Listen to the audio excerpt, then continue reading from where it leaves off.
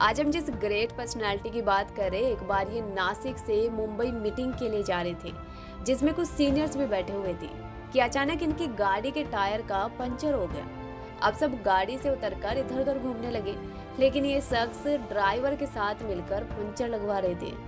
जब इनसे पूछा गया कि आप ओनर हो, आप बॉस हो, आप ये काम क्यों कर रहे हो, इस पर इन्होंने जवाब दिया कि अगर अकेले ड्राइवर को पंचर लगाने में 20 मिनट लगेगा तो मेरे सहयोग से 10 मिनट में काम हो जाएगा और हम 10 मिनट पहले मीटिंग में पहुंच जाएंगे। ये शख्स टाइम की वैल्यू बखूबी जानते थे और अपने से कम स्तर पे जाकर हमेशा काम करते थे और सभी को साथ लेकर चलते थे, क्योंकि इनका कहना था कि अगर आप तेजी से चलना चाहते हैं तो आप अकेले चलिए, लेकिन अगर आप दूर तक चलना चाहते हैं तो साथ मिलकर चलिए। ये शब्द है उद्योगपति, समाजसेवी और निवेशक रतन टाटा सर के। तो चलिए इनकी लाइफ जर्नी को थोड़ा सा डिस्क्राइब करते हैं और इनकी लाइफ की स्टोरी से लर्निंग लेकर अपनी खुद की लाइफ में इम्प्लीमेंट करते हैं। तो चलिए फिर करते हैं स्टार्ट। रतन टाटा सर का जन्म 28 दिसंबर 1937 में बॉम्बे यानी कि मुंबई महाराष्ट्र में हुआ। इन्होंने हाई स्कूल के बाद हार्वर्ड और कॉर्नेल जैसी यूनिवर्सिटी में डिग्रीज कंप्लीट की। जब 1991 में जे.आर.डी. टाटा ने टाटा सन्स से इस्तीफा दे दिया तो रतन टाटा सर को टाटा सन्स का अध्यक्ष बनाया गया और 1998 में भारत की पहली स्वदेशी कार टाटा इंडिका लॉन्च की, जो टाटा मोटर्स ही नहीं बल्कि देश की भी शान बनी। लेकिन रतन टाटा सर ने एक टाइम ऐसा भी फेस किया जब टाटा मोटर्स लॉस में जा रही थी।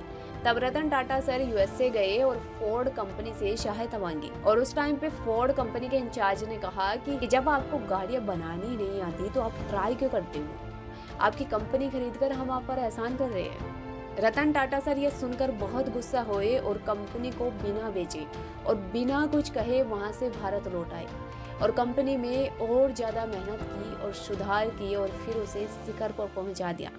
तभी कुछ सालों के बाद ऐसा टाइम आया कि फोर्ड मोटर्स लॉस में चले गई।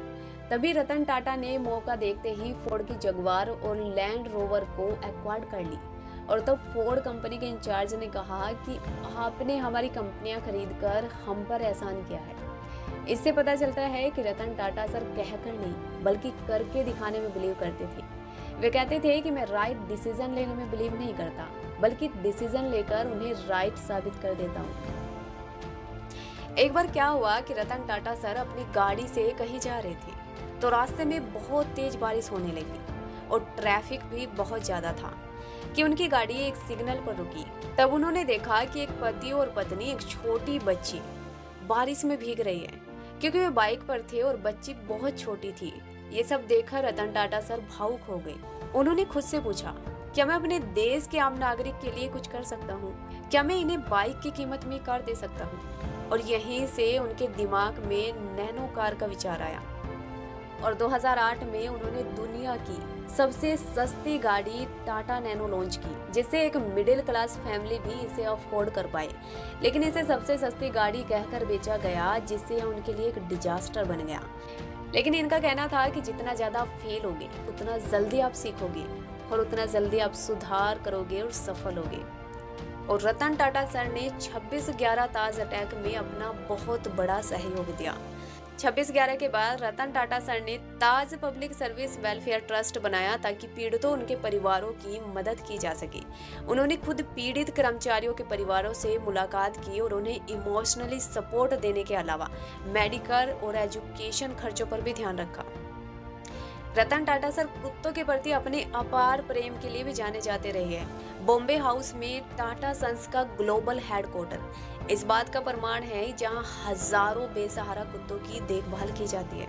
और कोरोना महामारी के दौरान उन्होंने देश की मदद के लिए 500 करोड़ रुपए डोनेट किए और कॉर्नेल यूनिवर्सिटी में भारतीय छात्रों के लिए $28 मिलियन का स्कॉलरशिप फंड भी दिया। रतन टाटा सर अपना पूरा जीवन टाटा ग्रुप के मुनाफे का 65% यानी कि 65% हिस्सा स्वास्थ्य, शिक्षा और एम्प्लॉय वेलफेयर के लिए दान करते रहे हैं। और रतन टाटा सर की 100 से भी ज्यादा कंपनियां 100 से ज्यादा देशों में काम कर रही है और 9 लाख से ज्यादा एम्प्लॉय इन कंपनियों में काम कर रहे हैं। अब क्वेश्चन ये आता है कि अगर रतन टाटा सर की 100 से भी ज्यादा कंपनी है तो रतन टाटा सर का नाम भारत के अमीरों की लिस्ट में क्यों नहीं आता? तो इसका आंसर ये है कि टाटा कंपनी आज रिलायंस से बहुत ज्यादा प्रॉफिट में है और आज टाटा नमक से लेकर स्टील तक हर किस्म का प्रोडक्ट बेच रहा है। मुकेश अंबानी के पास रिलायंस के 45% शेयर है और रतन टाटा सर के पास टाटा के 66 यानी कि 66% शेयर है। उसके बाद भी रतन टाटा सर का नाम भारत के अमीरों में इसलिए नहीं आता क्योंकि वे अपने 65% शेयर का प्रॉफिट टनाताले में दान कर देते हैं और अपने लिए सिर्फ 1% ही रखते हैं। यदि वे एक भी शेयर दान न करें और अपने पास रखे तो आज वे एशिया के सबसे अमीर आदमी बन जाएंगे। लेकिन रतन टाटा सर पैसों से नहीं, दिल से बहुत अमीर है। और 8 अक्टूबर 2024 को भारत ने रतन टाटा सर जैसे अनमोल हीरे को खो दिया। एक बार एक कॉलेज में स्पीच देते वक्त उन्होंने कहा था, ये मत समझो कि कॉलेज की डिग्री मिलने के बाद आपकी पढ़ाई पूरी हो गई, बल्कि अगर आपको लाइफ में आगे बढ़ना है तो आपको जीवन भर महान लोगों की बातें सीखकर अपने जीवन में अप्लाई करते रहना होगा। क्योंकि महान लोगों की पढ़ाई जीवन भर चलती है और वे जिस फील्ड में रहते हैं जीवन भर उस फील्ड में वैज्ञानिक की तरह काम करते हैं। वी कैन प्राउडली से हमने इनका नमक खाया है।